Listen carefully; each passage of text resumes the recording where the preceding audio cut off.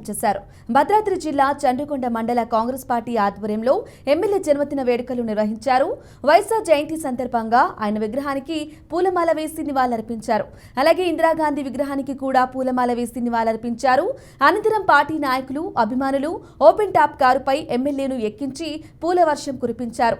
నియోజకవర్గ ప్రజలు తనపై చూపిస్తున్న ప్రేమ, ఆప్యాయత ఎప్పటికీ మర్చిపోలేనని ఎమ్మెల్యే ఆదినారాయణ అన్నారు.